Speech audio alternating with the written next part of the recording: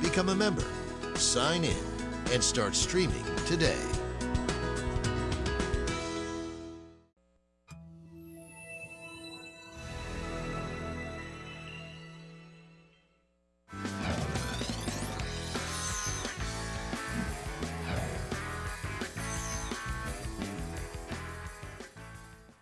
Hi, everybody. Welcome to the February 28th, 2020 edition of Colorado Inside Out. I'm your host, Dominic Dezzutti. Thank you so much for joining us.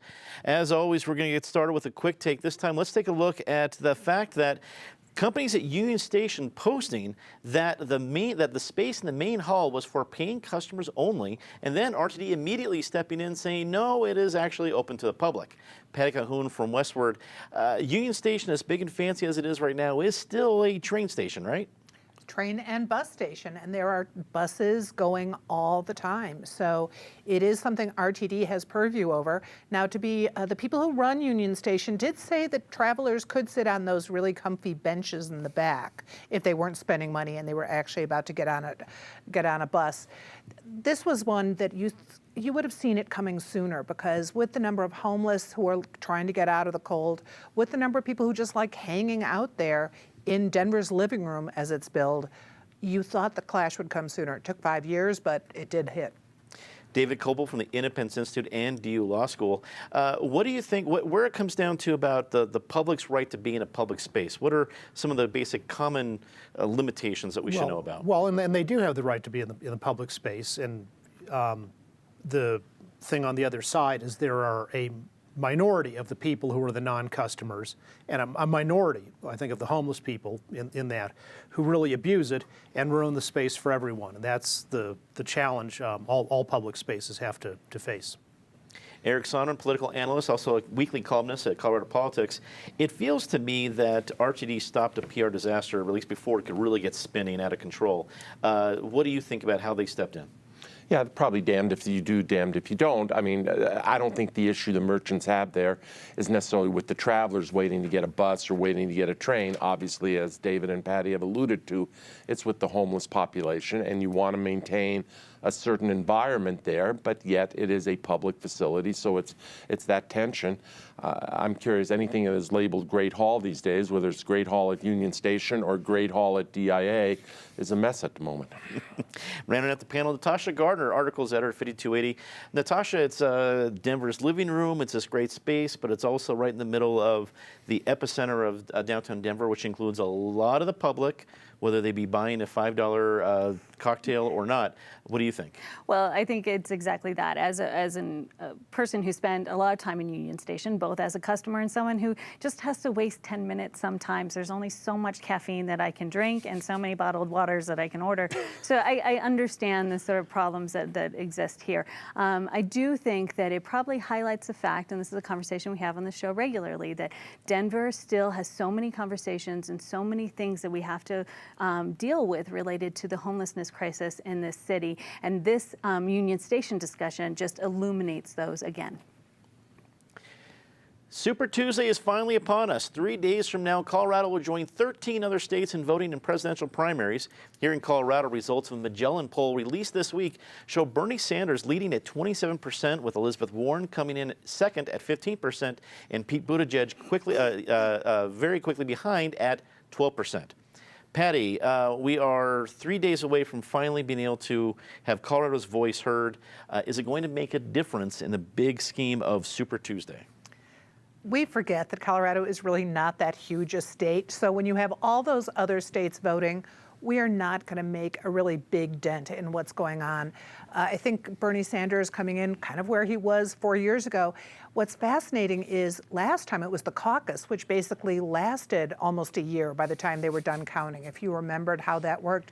This year, for the first time, we actually have the primary. We're part of Super Tuesday officially that way.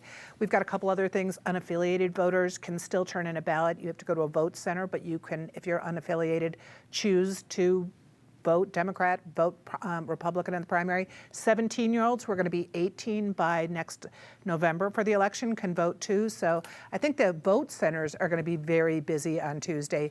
Maybe not as busy as the caucus locations were last time, but maybe not as busy as DIA was with all the different candidates we had passing through last week. But when all is said and done, Bernie will come out. I think that poll is going to be pretty accurate.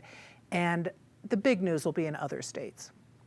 David, sticking here with Colorado, I think a few months ago, people thought maybe Joe Biden was going to clear out the moderate lane and be the moderate candidate, while you still had maybe Elizabeth Warren, Bernie Sanders fighting over the left wing of the party. It seems just the opposite, where Bernie's really coalesced the left wing and there's a lot more moderates running. Do you think they'd be more competitive in Colorado if we were down to just one or two moderates? Well, let's talk about where the competition is to watch on election night, and the number to follow is 15%. There are 14 delegates that will be chosen on a statewide basis, and 44 delegates that will be split up among the 7 congressional districts.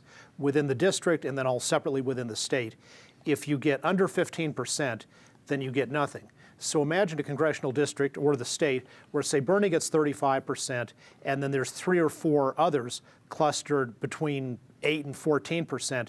They get nothing. Bernie gets 100% of that, because if he's the only one in the unit who finishes over 15%, then you get all the delegates. The proportional representation only applies for those who cross the 15% threshold. That's the key thing to watch. So we've got our 14 national delegates, 14 statewide, 44 congressional based, 9 from party leaders and elected officials who are allocated in the same way the state is, and 13 what they call super delegates, congressional representatives, Democratic National Committee members.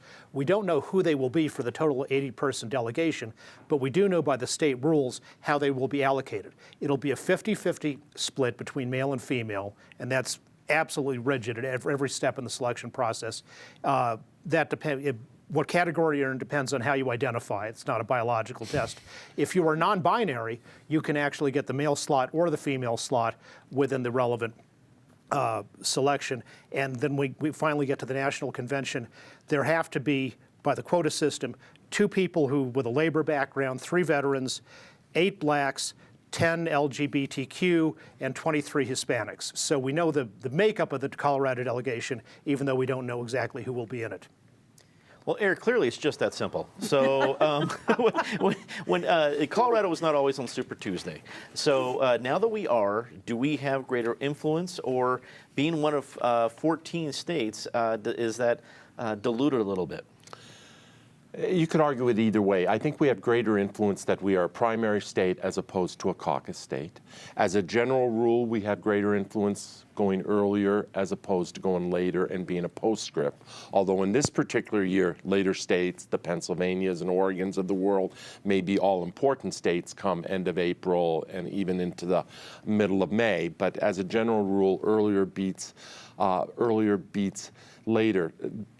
The fundamental issue here is, and I agree with you, I think the poll, or with David, I think the poll will largely be borne out. The fundamental problem is you have Bernie having captured that one wing of the party almost exclusively, while the other lane, the other path, whatever word you want to use, is very clogged and crowded and congested and fractured. And that's the fundamental dynamic. One scenario is that Bernie Sanders is going to show up in Milwaukee with 50% plus 1, and the thing is over and he's the nominee. I think the more likely scenario is that we're headed to some race where Bernie Sanders accumulates a plurality but not a majority. And I've been advancing this idea of what I call 35 versus 45. And I mean whether he shows up in Milwaukee with 45%, a 45% plurality or some number in that ballpark, where it's not 50, but he's probably unstoppable, and the price for trying to stop him would be one the party wouldn't be willing to pay. Or whether he shows up closer to that 35% mark, in which case all bets are off, and I would think it would move away from him and not toward him. And I think that is what is at stake here. And just lastly, to disagree a little bit with Patty, Colorado is not California, not Texas. It's not going to be the epicenter of Super Tuesday, but it's an important state. It's up there with North Carolina, Virginia, and some others in terms of where the media is going to be focused. Natasha, this is the first Super Tuesday for Colorado, but also the first one where independents can get involved. They can only pick one. You cannot vote for Democrat and Republican. You have to pick one ballot, but that is going to be a whole different flavor to this. How do you think that's going to affect things? Well, if I knew that answer, I would be working on a campaign probably, or just buying lottery tickets left and right. I will say that it should have a huge impact, and as these things go on, we'll learn more about how unaffiliated voters impact our elections. In general, I think some post analysis should focus on how many people are making their decisions in sort of real time. There's going to be a lot of money pouring into the state in the next few days, but how many of those voters are still undecided, and how many of them really have known who they were voting for even weeks or even months ahead of this time? I do think that on the actual day when the ballots are counted, the people who might be most interested in it are those Senate hopefuls that are running against Cory Gardner and Cory Gardner himself. These names don't all get thrown into the mix until November when they're on that ballot together, but ultimately who's at the top of that ticket is going to impact all of those races. So that might be the biggest part of the discussion in Colorado, is who we choose and who the nation chooses to run against Donald Trump will impact all the other races. The Colorado legislature officially passed the bill to ban the death penalty this week. Governor Polis is expected to sign the bill, making Colorado the 22nd state to ban capital punishment. Now, at the time of taping right now, that we're taping Colorado Inside Out, it is reportedly shown that Governor Polis is going to commute the sentences of the prisoners on death row right now. There's 3 of them there.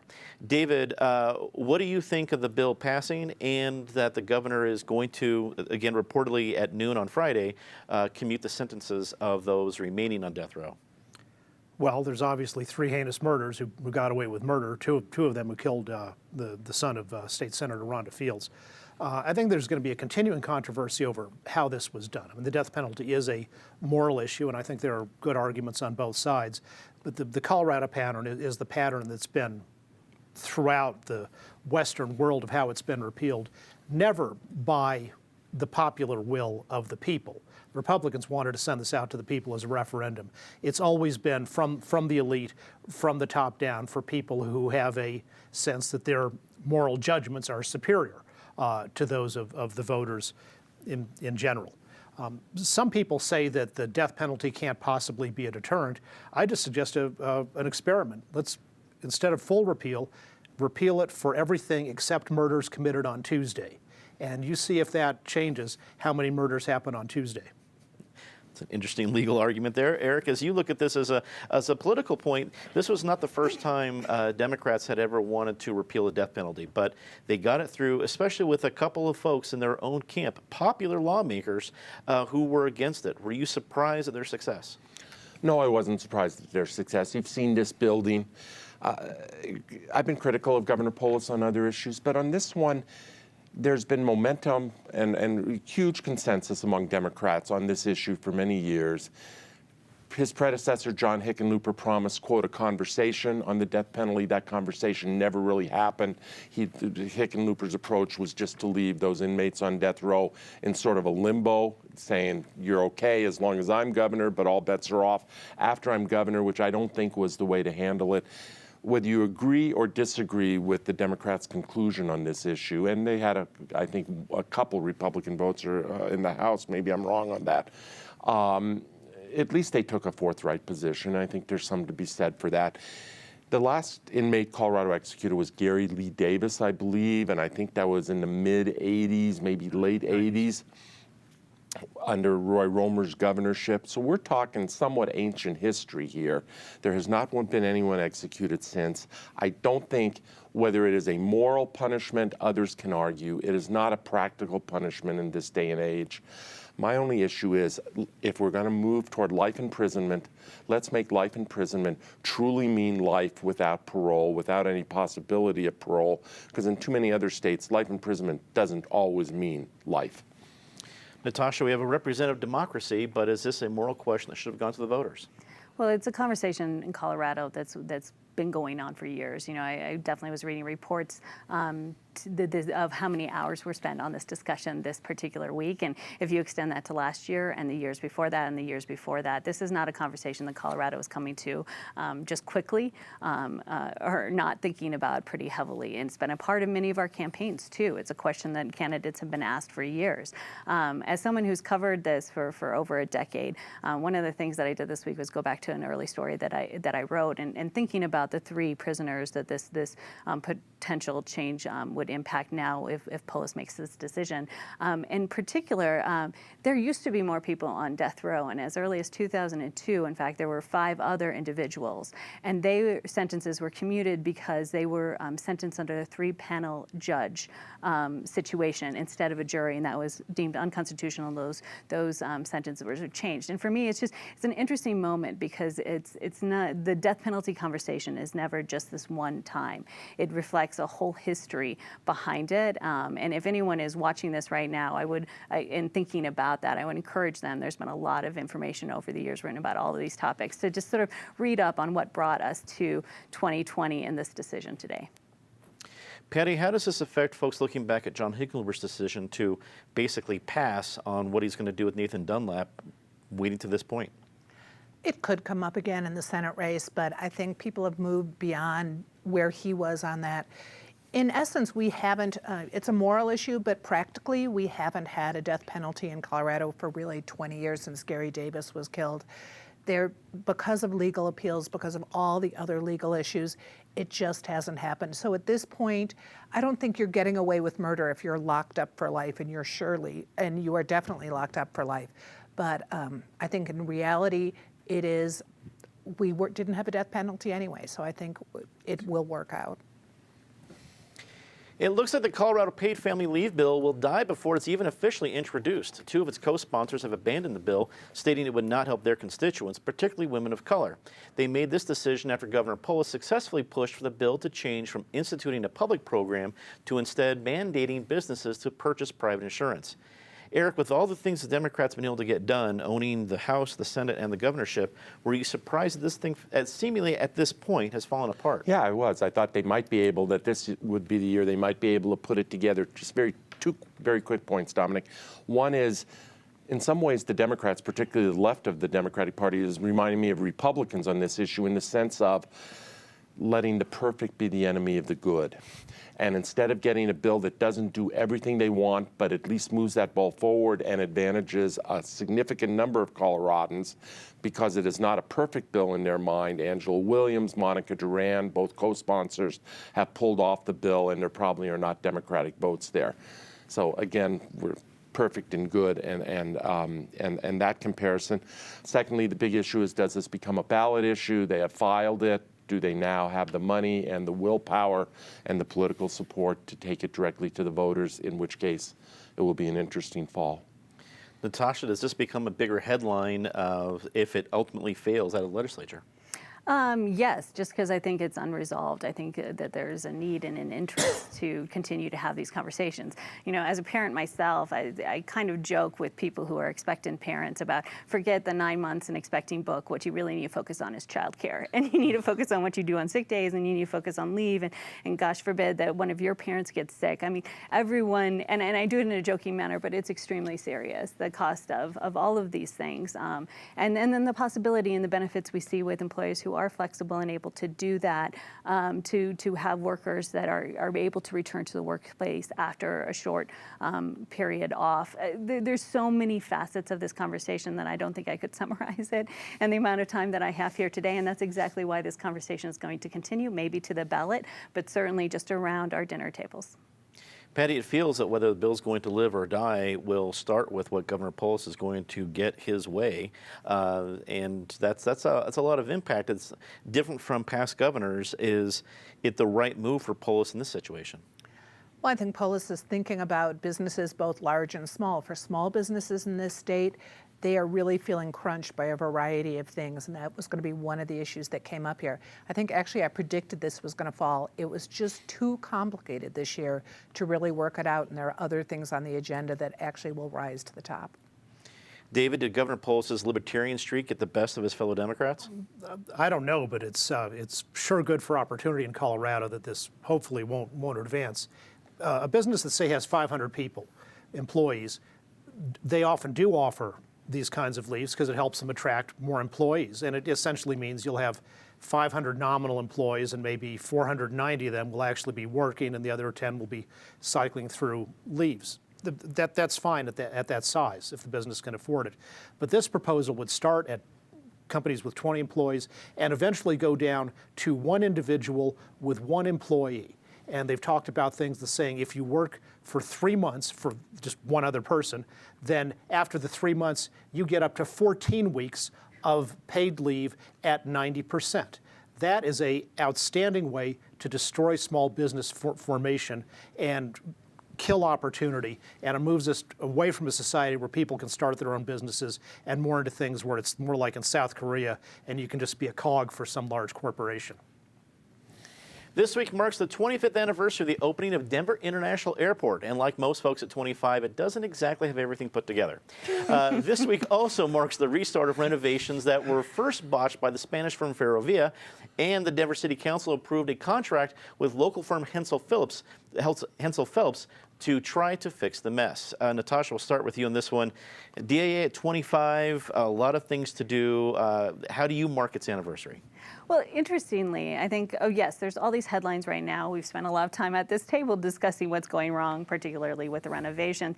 For me, I think it's a moment to reflect back on what this move, which to the seemingly middle of nowhere airport, has done to the city. And one of the things is it literally created an echo. You know, we have the mountains on the west side of the metro, and on the east side of the metro, we now have these canopy landscapes, which were a mistake that turned out well in the end. So not all bad things end in disasters.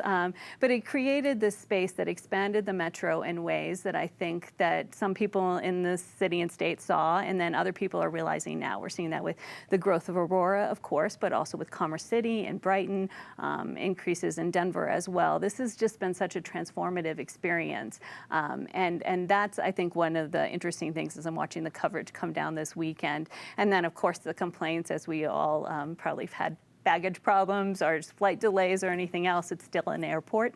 But for what it is, it's a pretty nice airport. Patty, Western had a lot of great content on this, including your interview with former Mayor Federico Pena. Tell us what that was like and other thoughts on this issue. Well, it's so interesting thinking about Federico Pena, the fact that he even was elected mayor, which was so unlikely, and that he originally thought expanding onto Rocky Mountain Arsenal made sense, as did most of the people in the metro area.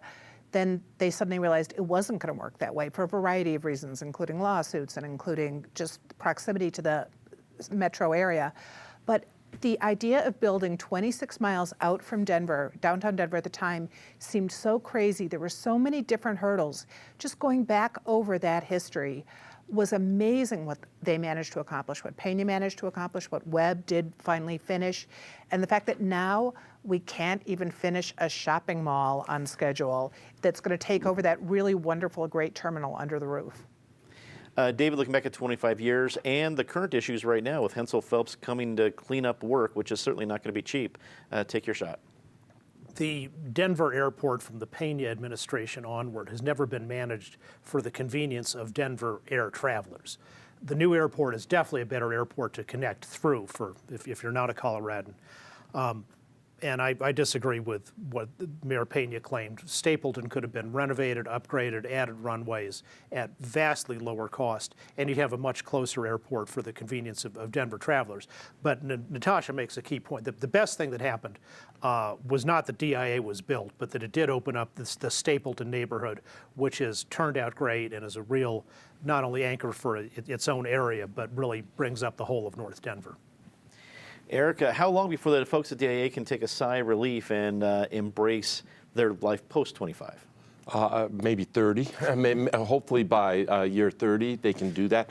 I look at these 25 years and I just divide it up into chunks.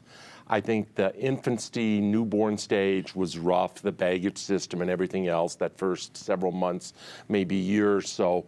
Then you had a very substantial period where this was an operating, functioning airport. Yes, the people of Denver had to get used to a longer commute time to get out there, and now the train has been an asset to that, et cetera. But basically, it was a world-class airport and compared very favorably with other airports around the country. And then you get to about year 22 or somewhere in that ballpark, and it all sort of went south and has become this eyesore and dysfunctional mess that they're just trying to dig their way out of.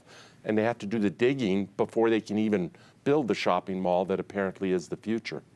and apparently got a credit card at 22 right out of college and immediately maxed out that one. So I guess there's a lot of folks that can relate. Let's get to our favorite part of the show rather quickly. Disgrace of the week. As always, Ms. Calhoun, please start us off. Well, Denver's without a manager of safety right now, and now the two people, the positions that manager of safety supervises, both the sheriff, that's open, they're going to look for a new sheriff, but also now our fire chief is gone for a very mysterious sex toy reason at a party, and I think probably we could have handled that better. David. Contrast the handling of the coronavirus in communist China and Iran, unfree countries with no free press, versus in Taiwan, South Korea, Japan, and Italy. It shows that freedom is safer, and the people who think the communist Chinese model is some kind of efficient, great thing are 1,000% wrong. Eric. A week from tomorrow, on Saturday, March 7th, Colorado's going to have this big secret, which is called precinct caucuses. All of our hype and attention is on the presidential primary as part of Super Tuesday. And then you're going to turn around 4 days later, less than 100 hours later, and expect people to go to caucuses, which have received no attention. It's this hidden, archaic, anachronistic process, but yet that is how we continue to handle state and local races. It's ridiculous. Natasha. To follow up on what Patty was saying, firefighters, absolutely, such a vital part of our community. They have every reason to be able to let loose and have a nice party once a year, but maybe with 2 years of bad headlines now, it's time to rethink what that party looks like. Time to say something nice about somebody. Patty. Denver Spirituals Project just got much needed attention from CBS. David. In the last 2 years, internet fixed broadband speeds in the United States have risen by 76%. And that happens to coincide with the repeal of the so-called net neutrality regulation, which the doomsayers were saying was going to cripple the internet. In fact, just the opposite happened. Eric. Patty touched this during the main part of the show, but two former mayors, Federico Pena for his vision that created DIA, the current problems notwithstanding, and Wellington Webb, who I've had a checkered history with, but who brought that thing under tough circumstances across the finish line. Natasha. Two things really quickly. The 18 restaurants and chefs and everything that received James Beard Award nominations this week, but in addition, the new rhino at the Denver Zoo. Yes, the new baby rhino, the ears and that was just unbelievable. It's a great shot. Well, that is all the time we have for this episode of Colorado Inside. Thank you so much for watching. You have not noticed yet, we have made our big change to PBS 12. So if you're on the website, please be sure to check it out. I think you'll like the changes and more fun stuff to come. It's going to be an exciting 2020. So for everybody here at PBS 12 and Colorado Inside Out, I'm Dominic Dezzutti. Thank you so much for watching and tuning in. Good night.